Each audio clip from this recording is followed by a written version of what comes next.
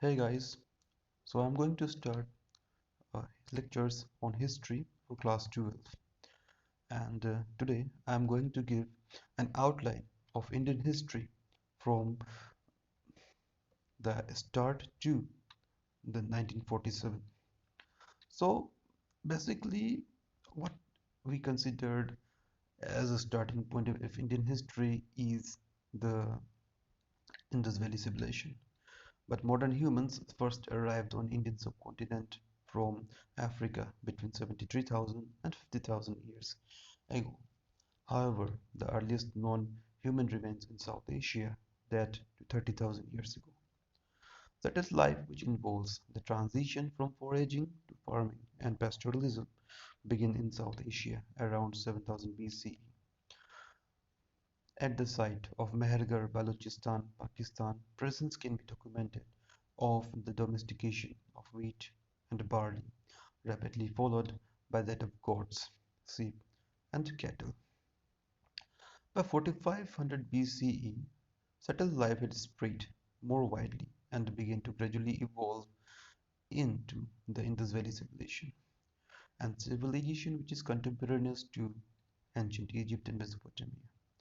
This civilization flourished in between 2500 BCE and 1900 BCE and largely featured by urban planning, backed brick houses, elaborate drainage, and water supply. In the early millennium, second millennium BCE, persistent drought caused the population of Indus Valley to scatter from large urban centers to villages. Around the same time, Indo-Aryan tribes moved into Punjab from regions further northwest in several waves of migration.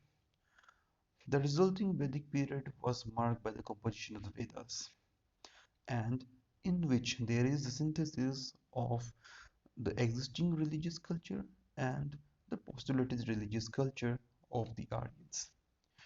The caste system, which created a hierarchy of priests, warriors, and free peasants, but which excluded the indigenous peoples by labeling their occupations impure, arose later during this period, and this was can be said that this is the foundation upon which the Varna system was organized. Towards the end of the period, around 600 BCE, after the pastoral and the nomadic Indo-Aryans spread from the Punjab into Gangetic Plain, large swaths of which they deforested to pave the way for agriculture, a second urbanization took place. Remember, the first urbanization was the Indus Valley civilization, and the Aryan incoming of the Aryan and its settlement in the northwest region is not urbanization. The Aryan culture is largely based on rural economy. So this is the Gangetic Plain civilization is the second urbanization. The small Indo-Aryan chieftaincies or Janapads were consolidated into larger estates or Mahajanapads. This urbanization was accompanied by the rise of new ascetic movements, including the Jainism and the Buddhism, which challenged the primacy of rituals presided by Brahmin priests that had come to be associated with Vedic region and gave rise to new religious concepts. Most of the Indian subcontinent was conquered by the Maurya Empire during the 4th and the 3rd centuries BCE. From the 3rd century BCE onwards, Prakrit and Pali literature in the north and the Tamil Sangam literature in the south India started to flourish. Woods steel originated in South India in the 3rd century BCE and were exported to foreign countries. During this period, various parts of India were ruled by numerous dynasties for next 1500 years, among which the Gupta Empire stands out. This period, witnessing a Hindu religious intellectual resurgence, is known as the classical or the golden age of India. But I don't recommend the idea of golden age into the Indian history. However, there is aspects of Indian civilization, administration, culture, and religion.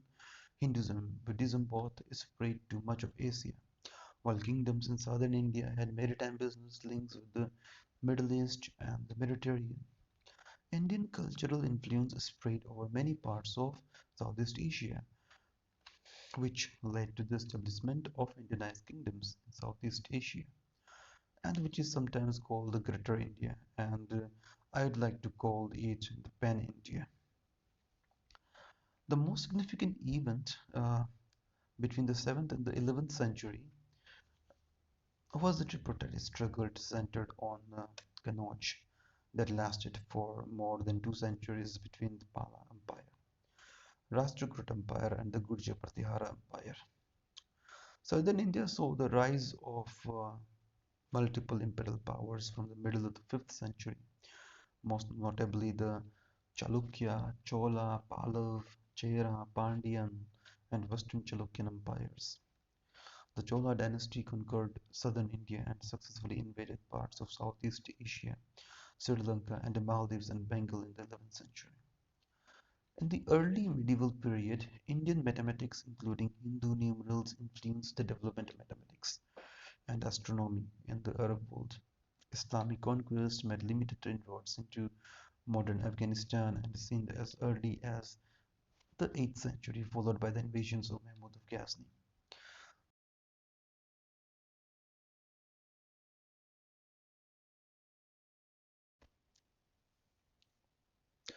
Southern India saw the rise of multiple imperial powers uh, from the middle of the 5th and century, most notably the Chalukya, Chola, Pallav, Chera, Pandya, and the Western Chalukyan empires. The Chola dynasty conquered southern India and successfully invaded parts of Southeast Asia, Sri Lanka, and the Maldives and the Bengal in the 11th century. So we can say that India started colonization early, very early, from the time the Europeans started colonizing the world. In the early medieval period, Indian mathematics, including Hindu numerals, influenced the development of mathematics and astronomy in the Arab world. Islamic conquest made limited inroads into modern Afghanistan and Sindh as early as 8th century, followed by the invasions of Mahmud Ghazni.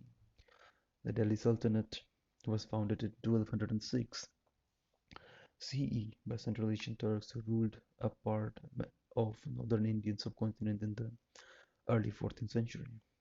And then the wealthy Sultanate of Bengal also emerged as a major global player, lasting over 3 centuries. This period also saw the emergence of several powerful Hindu states, notably Vijayanagara, Gajapati, and Ahom, as well as Rajput states such as Mewar. However, the 15th century saw the advent of Sikhism. The early modern period began in the 16th century when the Mughal Empire conquered most of the Indian subcontinent, um, becoming the biggest global economy and a manufacturing power with a nominal GDP that valued a quarter of the world GDP, superior than the combination Europe's GDP. So it is rightly called the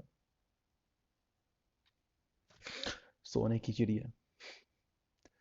The Mughals suffered a gradual decline in the early 18th century, which provided the opportunities for the Marathas, Sikhs, Mysoreans, Nawabs of Bengal to exercise control over large regions of the Indian subcontinent. From the mid 18th century to the mid 19th century, large regions of India were gradually annexed by the East India Company, a chartered company acting as a sovereign power on behalf of the British government.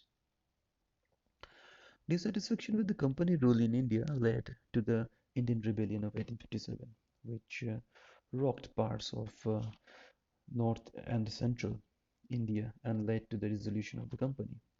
India was afterwards ruled directly by the British Crown and the British Raj. After the World War I, a nationwide struggle for independence was launched by the Indian National Congress. And I would not call the Indian National Congress, but it was largely led by the Mahatma Gandhi and he is the main motivator behind everything that happened after 1914 in, in India. The British Indian Empire was partitioned in August 1947 and to the Dominion of India and Pakistan, which gaining its independence. So this is the outline of Indian history so far from from the advent of history in India to the 1947, and we will take all the so chapters one by one, topic one by one in the later classes. Thank you.